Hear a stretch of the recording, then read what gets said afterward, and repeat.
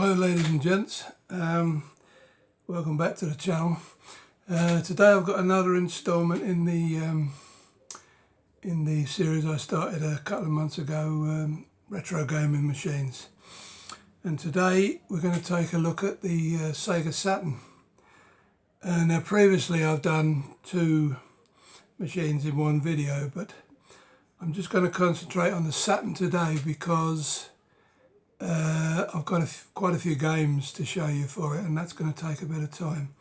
So yeah, we'll just concentrate on the one machine today.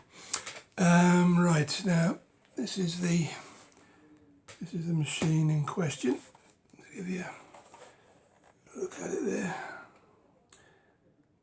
Sega Saturn. That is an early Japanese version. I always, when I was really into retro gaming, I always bought Japanese machines for two reasons really. A, because they ran faster than PAL machines, and secondly because you didn't, some of the games used to get those ugly black borders down the side on PAL machines, and you didn't get those on the Japanese machines because they ran at a different frequency. Now on the Japanese machine, it's powered up by a step-down converter. You just plug that into your step-down and you're good to go. In terms of visuals, this one uses a SCART lead, which is about as good as you're going to get in the visual department. I did mess about with S-video cables and stuff like that, but yeah, I find that SCART leads is good, as good as anything. In case anybody's thinking of buying one, but if you buy one, buy a Japanese one. Right, now the Sega Saturn came out in Japan November 1994, and it was a big success in Japan. It came out with a game called Virtua Fighter, which sold 1-to-1 with the machine. Everybody bought the Virtua Fighter with the machine, and so it was, it was a top-selling game. And then the American version came out a few months later in the summer of '95, around about July, I think. It might have been a bit earlier, maybe May. And then we got it a little bit later, more towards the autumn of '95. I can't remember the exact months, but it gives you a brief idea of the timeline. Now, for all its success in Japan, the Saturn didn't catch on so much in the West, especially in North America, which obviously accounts for a lot of sales. It was considered a commercial failure, in actual fact, because of its performance in America, and that was due largely to being up against the PlayStation. I suppose the timing was unfortunate, really, but yeah, it had to go head to head with the PlayStation, and of course we all know that the PlayStation won that particular battle hands down, and much the same happened when it was released here. As I say, later in '95. The earlier, I think a lot of the problem, at least, I mean, I bought one very shortly after its release in Japan, and one of the problems that it didn't bother me so much as other people. There was a lot of, particularly with say Daytona, a racing game, there was a lot of pop in, pop up. As you're flying along, you can see everything drawing in the distance, and that kind of, I think that kind of put a lot of people off. Having said that, I mean, Daytona was a fine game. It was quick, and that's why it had all the pop up. It didn't bother me because I thought it was a good game. And then there was another racing game that came out in Japan called Rad Racer, which was an absolute travesty of a racing game. And I think maybe these kind of put people on the back foot a little bit.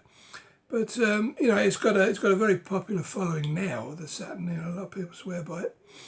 as a retro machine. I like it myself because it's home to a lot of good shoot 'em ups, which I love. It's got a few good racing games, which I'll show you in a minute. And yeah, I mean, by and large, although it was a commercial failure, I think it's been a success in the eyes of the many retro fans that it has. I personally like the machine. It was different in architecture to the PlayStation, and the graphics certainly were a lot different. But yeah, I mean, I find it quite a satisfying machine with some good games, which I will now get around to showing you. I don't think there's much more I can tell you about the machine itself. So we'll crack on. Right. Now all of these games, well, most of these games I show you are going to be Japanese. This is we'll start off with the good stuff, the shoot 'em ups, which is the stuff I went for. There's Gunbird. Not a particularly expensive game. And then that one is yeah, Gradius Deluxe Pack. They did a few of these Konami Deluxe Packs for shooters. I've got a couple more I can show you there. That was the Gradius one. Then we had that's the Proteus Deluxe Pack. The reason they call it Deluxe Pack is it's got a couple of versions of the games in.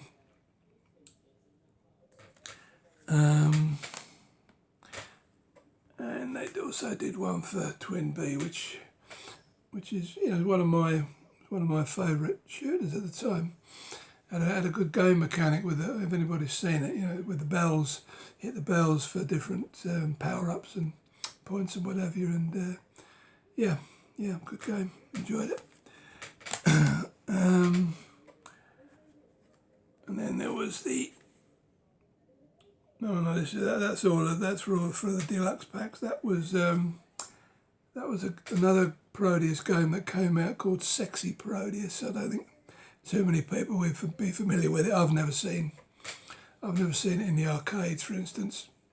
It was one of the more obscure Konami shooters, probably popular in Japan. But yeah, that's Sexy Proteus. Not an easy one to find that.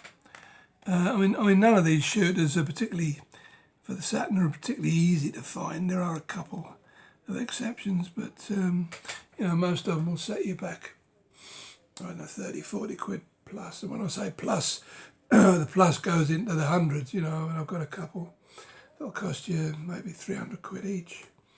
Yeah, that one is, that one's metal black. That's quite an expensive one now.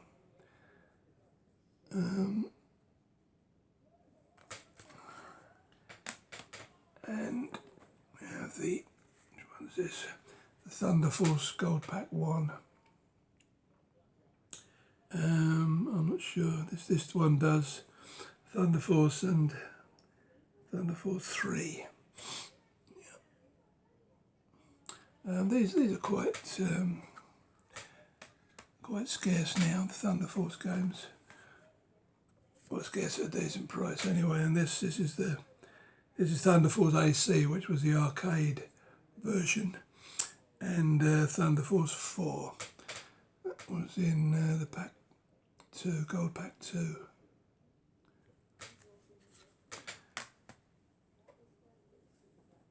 Now, when you're talking about expensive games, that's Hyperdual by Technosoft. I think it was the last game that Technosoft did, you know, quite a well-respected company in Japan. I mean, this has gone up dramatically in the last 2 or 3 years. I mean, I can remember when you could pick it up for double figures, you know, like in the 70s. But at the moment, the current asking price for a decent condition copy, which this is around 300 quid. So yeah, that's it's not particularly rare. I wouldn't even say it was scarce, but it commands a high price. And that's another one that commands a high price, Batsugan. Unfortunately, we've got a little bit of fade in there. I must have left it near somewhere where the sun's got at it, but even so, if you knocked a couple of quid off for the fading, you know, you're into the 200, 250 zone. It's a strange one because it comes in a slightly wider box. And I don't know why, because the stuff inside it is no thicker than normal, but yeah, it comes in. You can see the box is slightly wider than a normal box there. I'll show you them together. Just about to see it. Not much, but you can see it. So yeah, Batsugan, another. This is a weird kind of double box for Sonic Wings. The only reason for that is that apart from the game and the manual inside there, you get a little mini disc with the soundtrack. Yeah, I mean it's not ultra expensive, that one. Right, this one is the game Paradise. Yeah. Just a vertical shooter. Nothing. No, it's a bit different. You know, it's not. I wouldn't say it was purely a space shooter. You know, it takes place in sort of like supermarkets and place shooting goods and tin cans. And it's a weird game, but it's certainly a shmup. Striker's 1945. That's not mega expensive these days.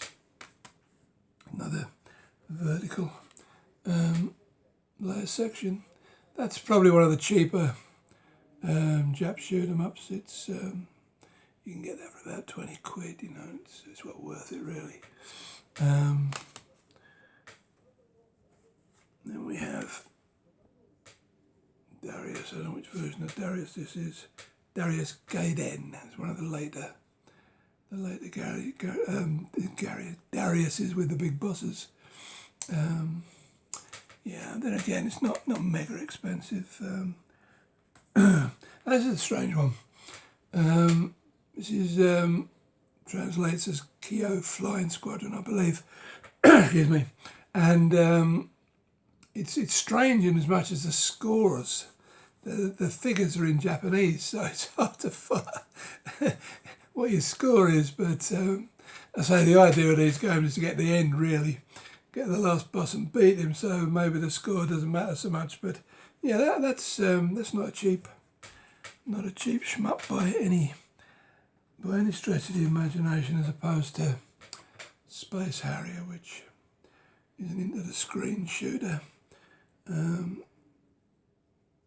Not one of my favourite Sega games, I've got to say, but as I say, it's quite a cheap one. If you were to start a collection of shmups, that would be a good place to start. And then of a similar ilk was Afterburner, into the screen. Once again, it's not mega expensive. So you could easily start a collection for about 50 quid with those two, or even less maybe. Okay, now we'll dive into the rest of the games, shoot through them. Right, this is the aforementioned Gale Racer, which I really don't know what Sega were thinking when they let this one bear their product name. Absolutely horrible. I mean, you can buy that for about £5. It's that bad.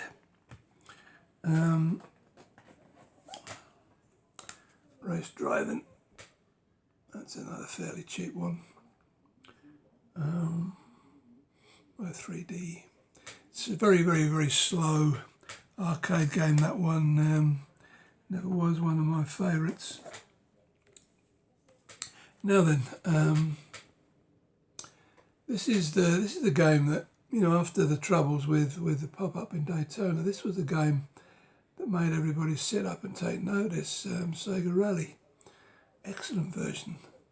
You know, you still see these if you've got any local arcades. And I've got a few around about where I live, and one of them still got one of these in. And it's an excellent rally game if you like arcade rally game. I prefer the arcade rally games to the simulations, but yeah, that was a really nice version. There's the Daytona that caused so much fuss when it came out. Good game, very good game. Just as I say, the graphics are not quite right, but I don't know whether it was technical limitations or whether the program was a bit off, but it's a shame because it's a very good game. GT24. I don't think that's based on the arcade version. I think it's just an ordinary racer by Jaleco. Might be because Jaleco did a lot of arcade games. We have, I love the name of this, King the Spirits. It's that Mountain King, I think it's also known as, where you're driving up steep curves and steep gradients and what have you. It's not a bad game actually, but it looks a bit naive these days, you know. But yeah, at the time it was decent. And then this was the wipeout of the Saturn Grand Chaser. Not a brilliant game, but then not terrible either. You know, I'd give it a 6 out of 10. It's just a game with future craft, really. That's all I can say about it. Nowhere near as good as Wipeout, but what is? That's an arcade. That's an arcade conversion. Hang on, GP95. Never was keen on motorbike games, simply because I can't handle the bikes. Don't seem to have the knack of sliding over and getting around corners. Yeah, that was a very early F1 game, not so good. Cheap as chips now. You know, you're looking less than a tenner for that.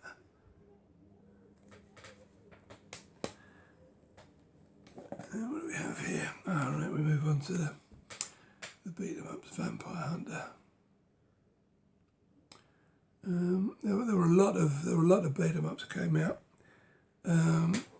Simply because the Japanese love them, of course. I think we got, you know, in the West we got quite a few of them, and all of them. I can't remember which we got and which we didn't. So, but anyway, that's not a bad beat 'em up as I remember. Then you've got Street Fighter Zero. Never was too good at Street Fighter, unfortunately, but it's a decent enough conversion. Then we have Street Fighter 02. These are not mega expensive either. Although Street Fighter 03 is, I don't have it. That is a few bob. Then we have X-Men Children of the Atom. These are all Capcom beat 'em ups, by the way.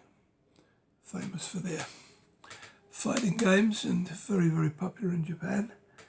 That was the game I mentioned to you that came out with the machine and sold as many copies as the machine in Japan. Not a bad conversion, polygons of course. And then we had the remix version later on. That one's not as easy to find as Virtua Fighter, but it's not mega expensive either. Then we have Virtua Fighter 2. There again, it's between the 10 and 20 quid range. There were so many made, you see, to satisfy the Japanese market that this is the only Virtua Fighter game that might cost you a bit more. That's Virtua Fighter Kids. Not as easy to find as the rest of the Virtua Fighter games, but then again, as I say, not mega expensive either. And we have Golden Axe the Duel, another fighting game. I say none of these fighting games are particularly hard to find, except Street Fighter 03.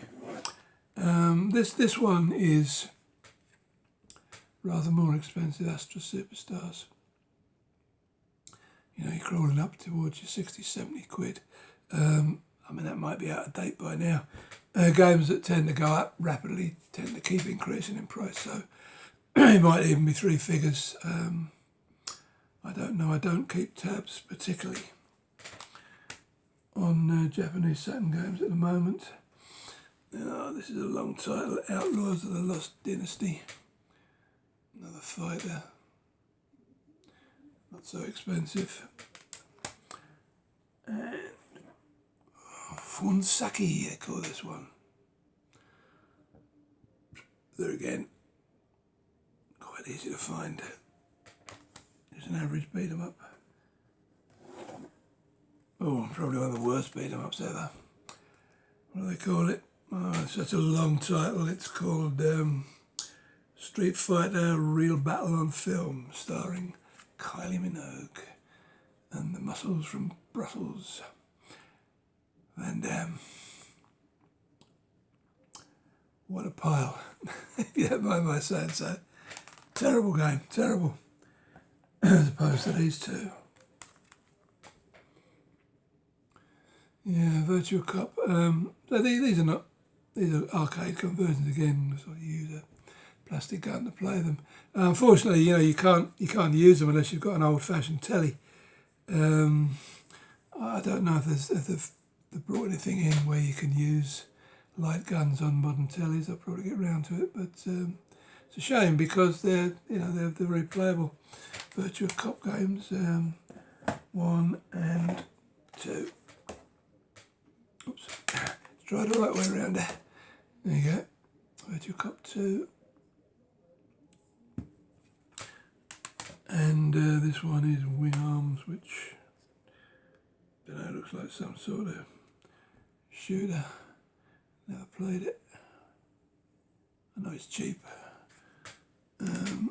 Yep, so that's that little box full. Okay, we've still got a few more to go here. Right, here we go. I'm going to show you that one first. Panzer Dragoon. Now that's not the mega expensive 4-discer that costs about 300 quid. The PAL version does anyway. It's like the Panzer Dragoon Saga or something. It's RPG, I believe. That one's a lot more sensibly priced. And that is the Panzer Dragoon 2 or 2, as I like to call it. These are, you know, if you don't know, these are into the screen shooters like Space Harrier and the ilk. It's a nice little game, I used to enjoy it. Clockwork. The first one or the second one? Yep, that's Clockwork Knight. Little platformer. One of the earlier games I used to play quite a lot. You know, when you didn't have too many games to play. Now, this was a very interesting game because it Knight's Journey into Dreams. This caught the imagination. This game. A lot of people didn't like it, but a lot more did. And it was basically it was a bit Sonic-like, I suppose, in the air, where you're collecting stuff. But yeah, I mean, it had a lot of fans, that particular game. And if I can just show you this couple of things connected with it, that was the Christmas edition that I think there were giveaways at one time, and there was a lot of them around. But because of the packaging, probably fell down people's settees and people chucked them out with magazines. It's not so hard, not so easy to find these days. So, you know, if you come across one of those and you've got a Saturn, hang on to it, because it could be a rarity of the future. And also, just a little thing I'll show you here while we're talking about nights. I even bought out a special pad for it, this circular jobby, with an analogue stick there. Yeah. Although I lost the box for it, I mean, probably would be worth a few bucks now if it was boxed, but there you go, at least I've got a one. And it had two little triggers on the back there as well. So, yeah, that was an interesting little peripheral. The Knights. Right, what have we got now? It's Shinobi Den. It's a side scroller. Yeah, a lot of you will probably be familiar with the Shinobi games. It's just a side scrolling beat 'em up, you know. And then we have, what do we have? Oh yeah, this had a weird Japanese game, but it became just another little platform. It became known as Astal in this country, although, as I say, the Japanese game was, name was, if I can pronounce it, was Kusoi Densetsu Asataru. Any good? My Japanese is not really up to scratch. But yeah, Astal it was known as, and was quite popular at the time, and I think not so easy to find these days. Steam Gear Mash, that's another little platformy type game that I used to play a bit.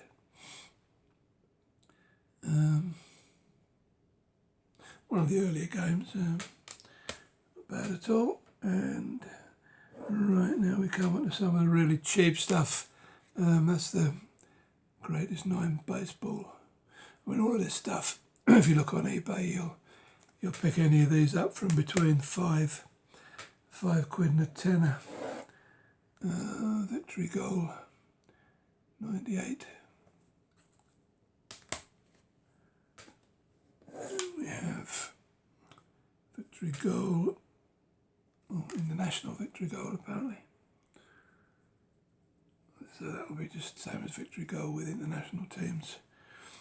And then that's the original Victory Goal. Like I say, you know, you can look at spending a £5 on these if you want to start a cheap collection. Gun Griffin. It's the salutary mech game. Every machine must have a mech game. Nothing great, but as I say, cheap enough. What's this here? Ah, yes, right. Now this is fantastic. Oh, I can't see very well. So I apologise if the light's not too good. By the way, this is an autumn afternoon and the sun's fading. Yeah, this is fantastic pinball. I was surprised to see that this is on the expensive side now. I don't know quite what it's gone up to, but it ain't cheap. And I like pinball games. I would actually have expected this to fly up because it was quite obscure at the time, Necronomicon pinball. And it's still obscure, you know, and you ask anybody about Saturn games and that won't come easily to mind. So I like pinball, so I had picked it up many moons ago, and really surprised that this one hasn't flown up in value. Last Gladiator pinball. Not as obscure as Necronomicon, but you don't see many of them about these days. But it's not that expensive. This was a good game. This was Decathlete, another arcade conversion. You know, you could participate in 10 different sports. You know, quite absorbing. A bit primitive now, but like I say, we're going back to mid-90s here. Right now, what's this one? Puyo Pop, is it? It's got no English writing on it, but yeah, I think it's Puyo Puyo, as I remember, Puyo Puyo 2. Some of these puzzle games quite expensive, because some of them we didn't get over here. But I used to like these Tetris type games. That one was with little bubbles. There was a little pool game, Side Pocket 2.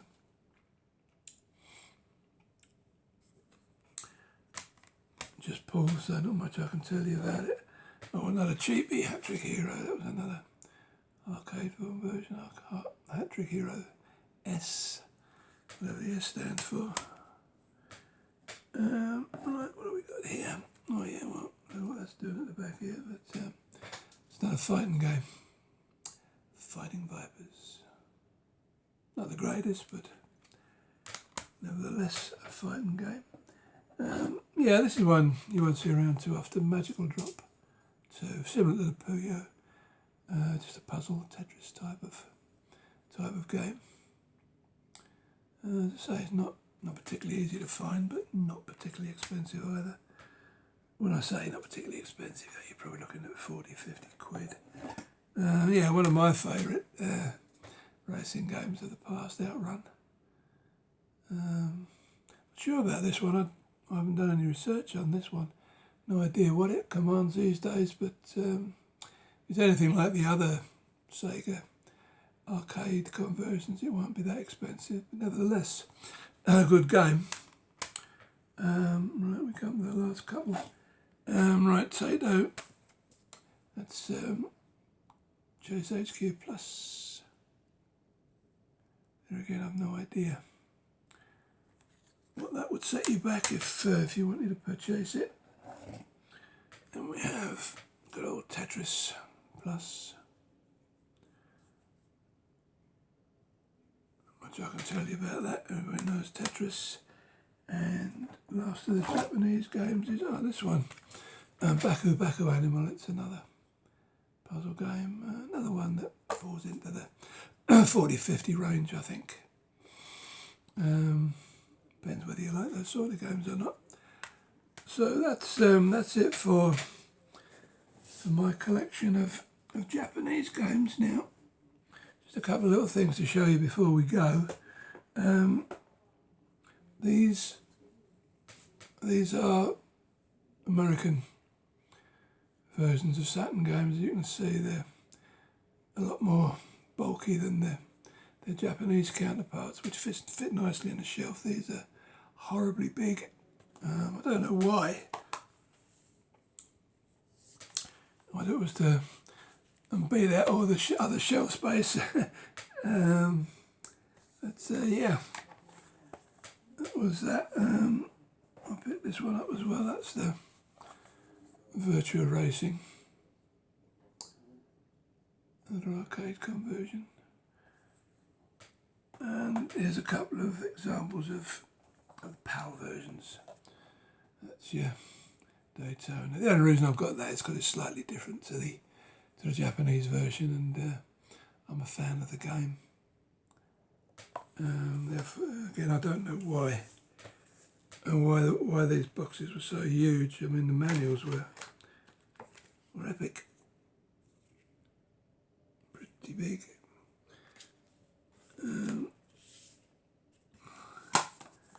There. And then, last but not least,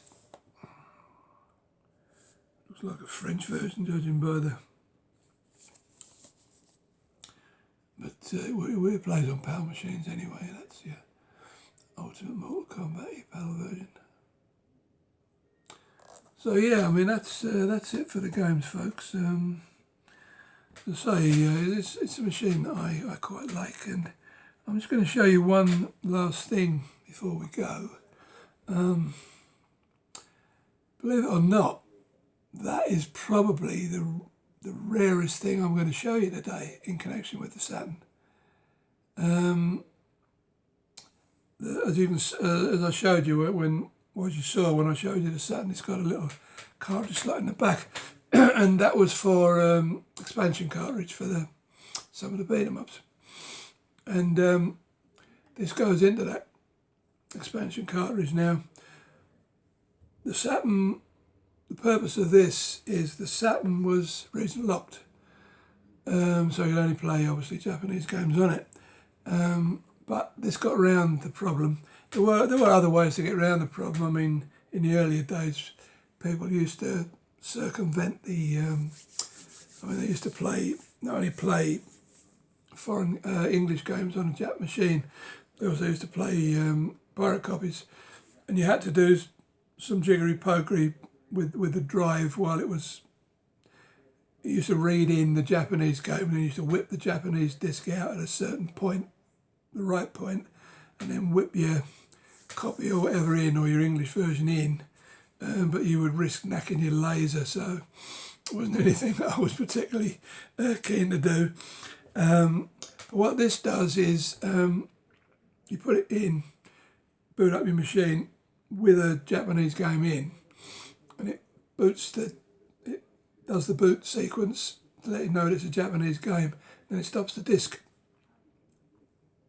You have to have your lid open, of course, so you have to have something that starts your drive off, I use this, just poke it in the little hole there that starts your drive off, and what it does, it just stops your drive when it's done the boot sequence, and then you can put your English game in, and it'll recognise it as a Japanese game even though it's English, and you can play PAL or American versions or whatever.